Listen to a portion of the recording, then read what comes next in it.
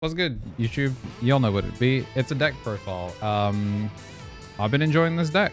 I didn't think it was an EX9. It still needs support, but this is how I play it. There's multiple ways to play it. It's a very linear deck in some aspects, but this is built for speed and aggro.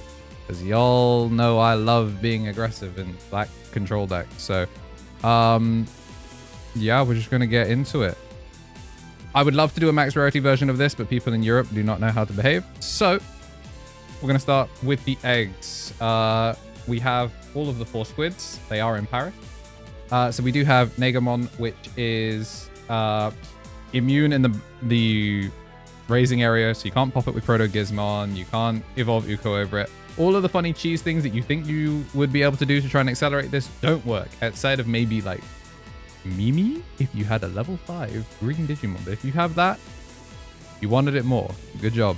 But yeah, we're on 4 of the squid. That's all you need. The deck is designed to run off of this, because you can technically make more of them. Would love to get a full play set, but I was not waiting to do this video to do so. Then, for Soundbird, I'm missing 1 foil because I misread my online order and gave away my 4th one, thinking it was a 5th one. So, yeah, for Soundbird, he's ideal turn 1. There's only 4 of them in the deck. It's kind of cringe. He's your only level 3 in this list. If you find him turn 1, great. You get to choke to 1 and then search top 3, add an Abado and a Negamon piece. It's fine. If you find it, it's great. It's also good in future turns, like turn 2, where it's a 0 cost body and you get to evolve over it or do something with it.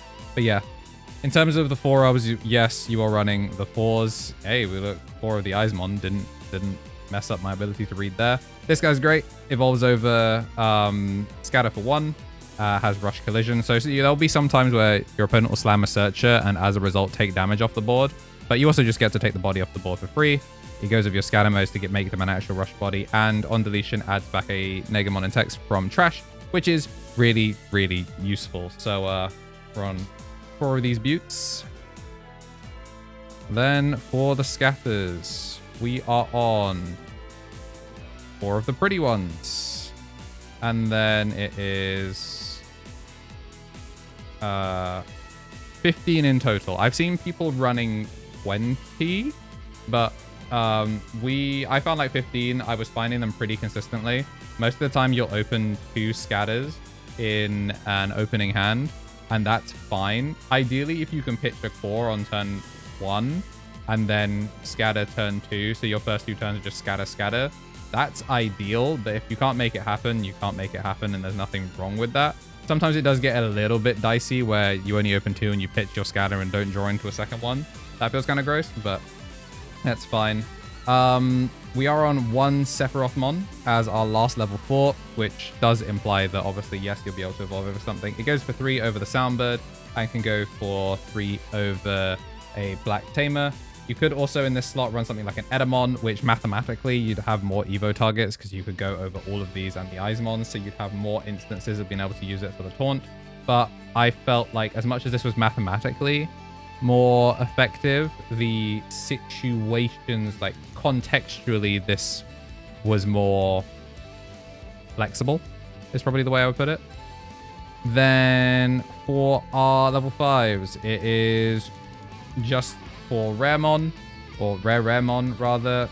On play when Digivolve, Digivolve 1, and then on deletion you get to play a level 4 or lower with Negamon and text, and then for every 2 of the squids in trash you get to increase the level by 1. So often this guy floats into an Eyesmon if it's your turn, an Eyesmon scatter mode if it's your opponent's, or itself if you manage to have a second one in hand. So there are a lot of times where you'll have one in hand, so you'll pitch it off of a scatter, but there'll be times where if you just have 2 and this gets answered, you tend to just come straight back down and de-digivolve them, which can be really, really annoying for them if they're like doing something that would pass turn and you just take that off the board, or if they have an overflow body.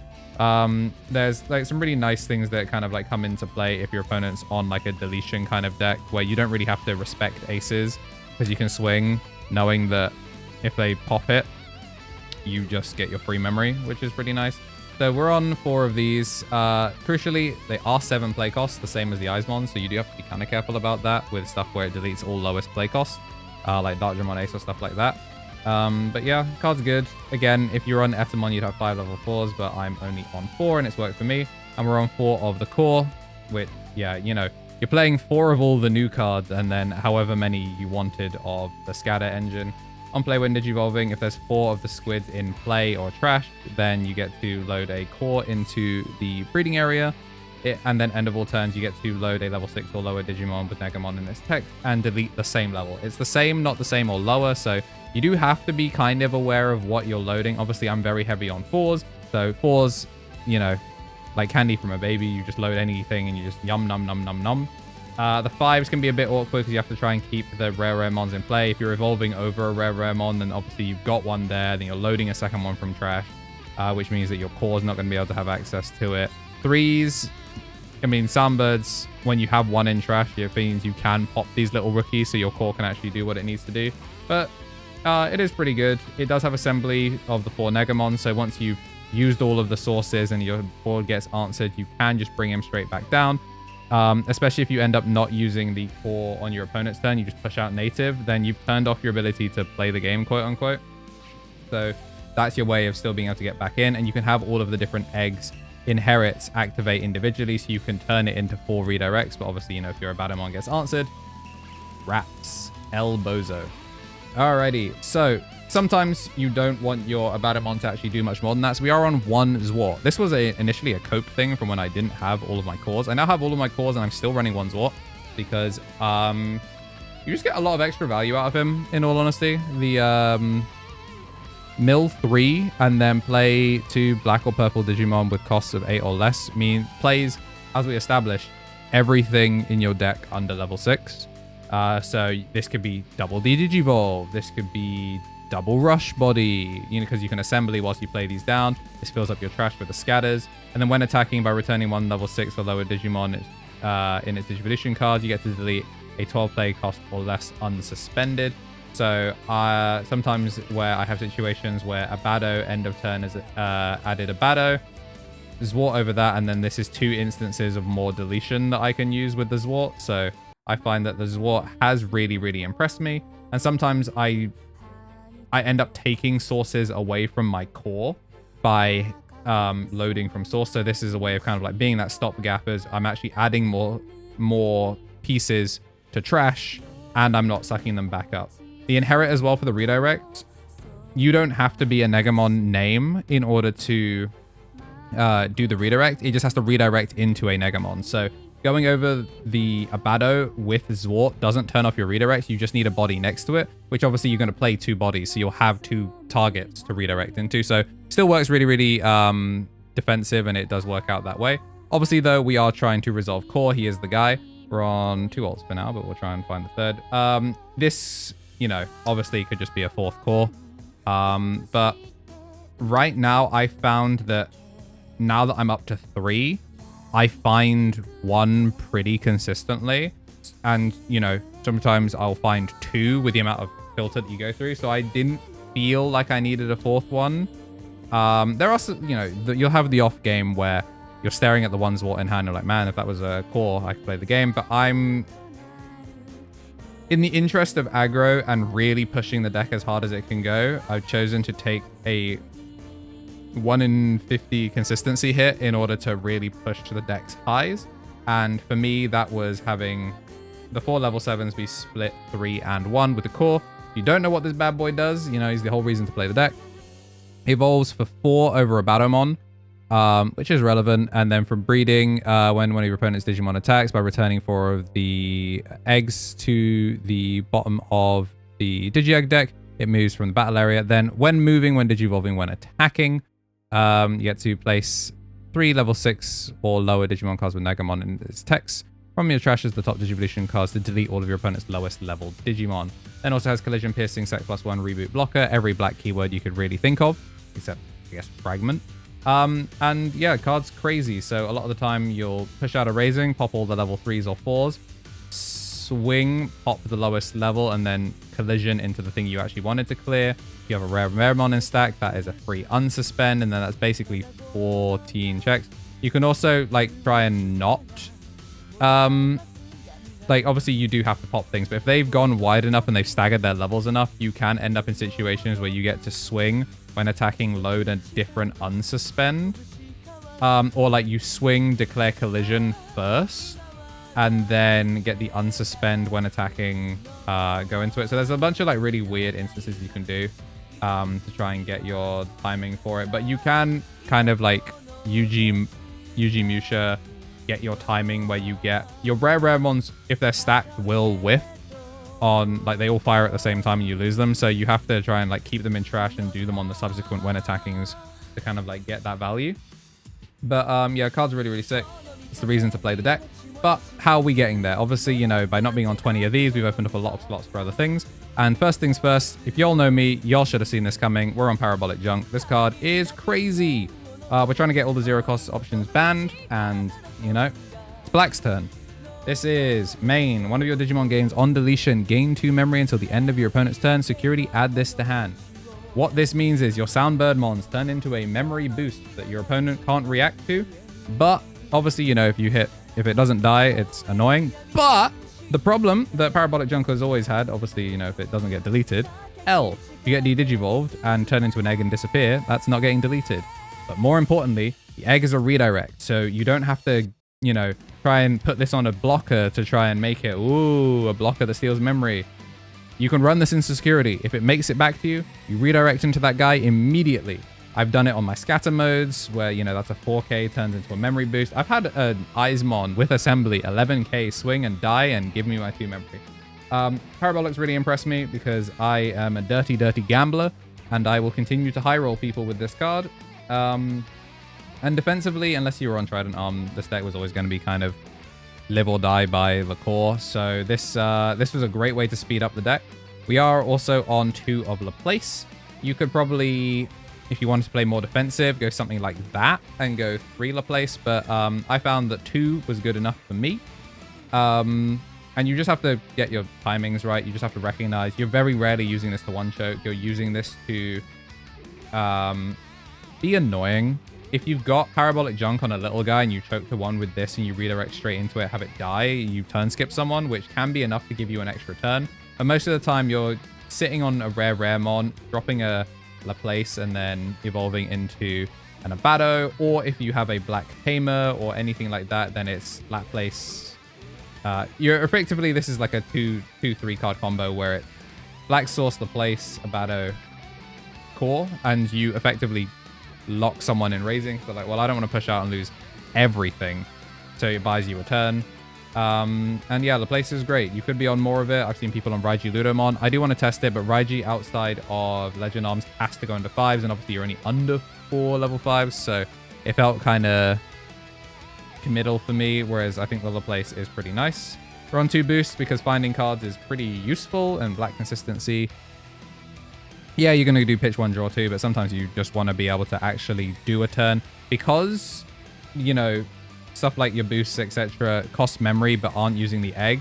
If you end up in a situation where you can't play a guy before doing your second action, you're losing a turn of your game plan. So sometimes being able to zero cost Soundbird, drop the Black memory boost to set up for next turn so that way they can't one-choke you is really, really important. So we're on the boost. I would love to maybe be on a 3rd one, but I felt like the immediate memory of Parabolic was a lot more useful.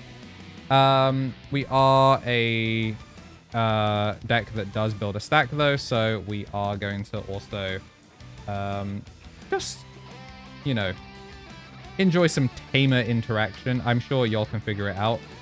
With memory efficiency being kind of like the name of the game, we want to kind of like push that as hard as we can go. 3 Analog Youth. It is a card that sets up our trash and some also adds cards to hand.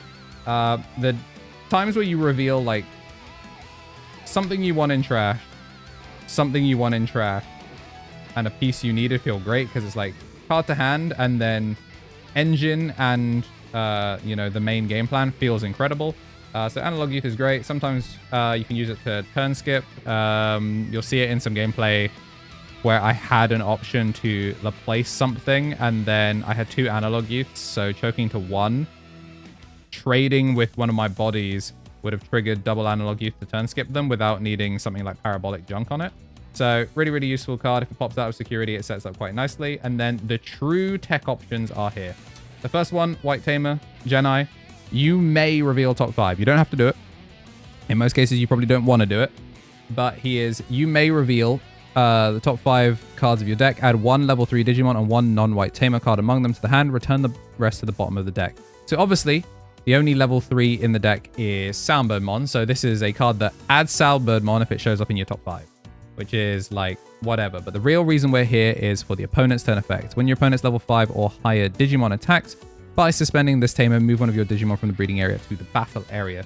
So what this means is sometimes you actually don't want to reset the egg deck, but you still obviously want to cheese your game plan. So Genai allows you to do that, where maybe you taunt one of their level 5s and then Genai sideways, out comes core, and you get to keep all of your Negamon in trash, which means if you can make a second core, you can make a second Abbadomon, bang, second core right there, and you can be playing 2 core gaming without having to go through 4 turns of eggs, reset, 4 turns of eggs. No, you can be like Abbadomon core, or you can be like Abbadomon core with Genai, and then Abbadomon core, and then go.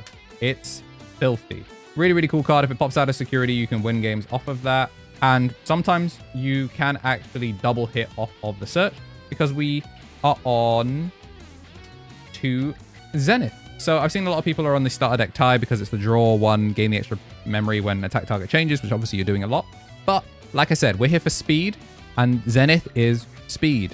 Start of turn, obviously set your memory to 3, but on play, reveal top 3 cards of your deck. Among them, add 1 Veemon, then trash the rest. As you know, the real thinkers that have been paying attention, there's 0 Veemons in the deck, which means this card mills 3, meaning we've effectively turned Analog Youth into a memory setter. And that's the idea behind it. Analog Youth obviously does add a card, but sometimes it doesn't. Zenith is effectively an Analog Youth on steroids. It's a memory setter. Sometimes it mills 3 scatter modes, which is crazy. Or sets up a core or something like that. Really, really sick card. Obviously, you know, if you're a little bit bricked and you're searching for a piece and a Zenith pops out of security and ints your game, it'd be like that. But yeah, you can have some really, really strong turns where it's like turn 1, memory choke with a Soundbird, or, you know, going second, memory choke with a scatter mode. You get past 1 and you go Soundbirdmon Zenith, and you're set for the rest of the game. And you've set up a bunch of cards in trash. So really, really sick. This is a high speed variant where you are really pushing the damage.